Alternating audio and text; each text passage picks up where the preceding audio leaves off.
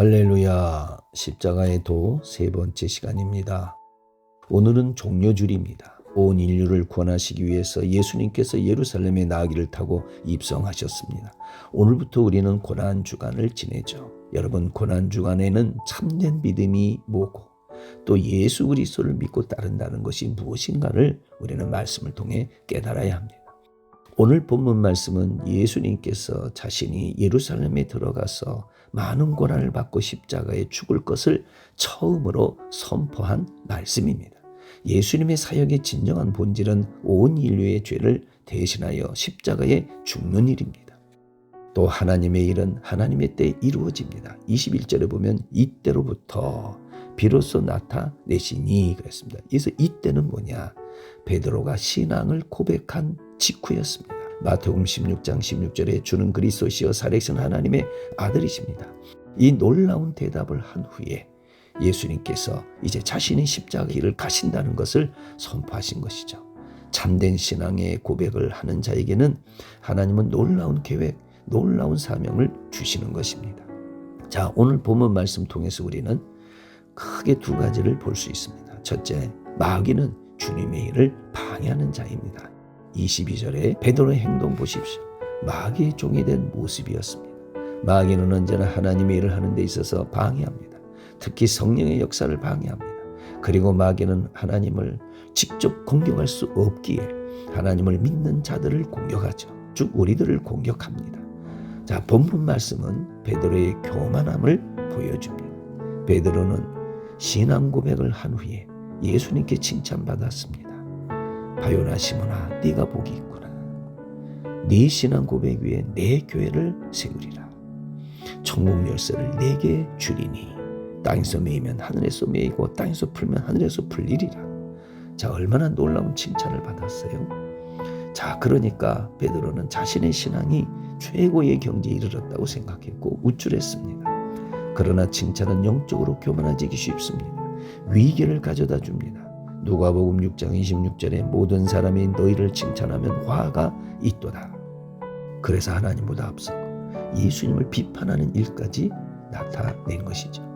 교회 오래 다니고 봉사 많이 하고 기도 많이 하고 영적으로 무엇을 체험하고 만약에 그것이 자랑이 된다면 그는 이미 교만 마귀의 공격을 받았다는 것입니다.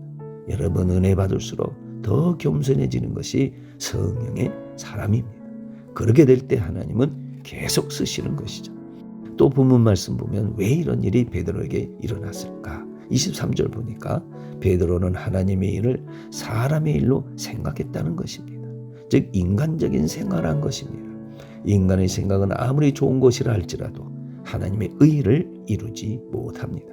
그리고 마귀의 통로가 되고 마귀의 종노릇하게 되죠. 그 이유는 인간은 다 죄인이기 때문입니다. 베드로는 미성숙한 제자입니다. 성령의 사람이 아닙니다. 아직 그에게는 성령이 내리지 않았습니다. 그래서 철저하게 육신에 속한 자였습니다. 육신에 속한 자는 하나님의 일을 할 수가 없습니다.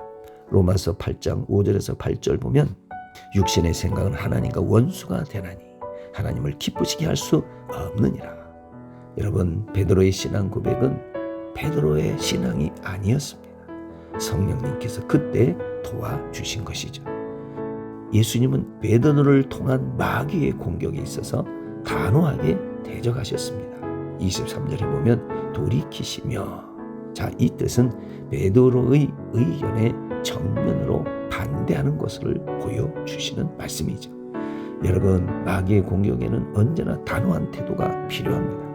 예수님은 베드로 안에 역사하는 이 마귀에 대하여 사단아, 그 마귀 이름을 불러가며 꾸짖었습니다.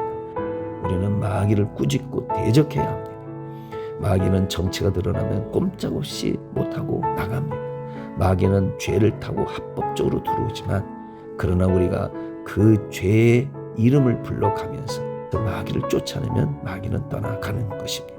분노, 거짓, 염려, 두려움, 원망, 용서치 않음, 교만, 비판, 음란, 고집, 이런 죄를 질 때 마귀는 합법적으로 들어옵니다. 그때 우리는 예수를 면하니 이 분노의 영아, 이 원망의 영아, 교만의 영아, 음란의 영아 내게서 떠나갈지어다. 예수 이름으로 떠나갈지어다. 악한 영아 떠나갈지어다. 우리는 이렇게 회개하고 마귀를 내쫓는 것입니다. 그리고 본문 말씀 크게 두 번째로 보면 무엇이 진정한 제자의 길인가를 알 수 있습니다. 24절에 보면 참된 제자의 길은 자기를 부인하는 것입니다. 참된 제자는 자신을 버리는 것이죠. 예수님의 12제자는 부모도 버리고 고향도 버리고 물질도 버리고 예수님을 따랐습니다. 그러나 참된 제자란 그런 것이 아니라 자기 자신을 버리는 것이라고 말씀하고 있습니다. 자기 자신을 포기하는 것이죠. 문제는 환경이 아니라 우리 자신이다, 이 말씀입니다. 내 자신을 부인한다는 것은 바로 단절을 의미합니다. 영적으로 나는 죽었다라는 것을 말합니다. 즉 나의 옛자 죄된 내 자신은 주님과 함께 십자가에 못 박았습니다 라는 것이죠. 또한 내 자신을 부인한다는 것은 적극적으로 성령님을 인정하는 것입니다. 순간순간 성령님 인정할 때 육신의 내 자아는 죽어지는 것이죠.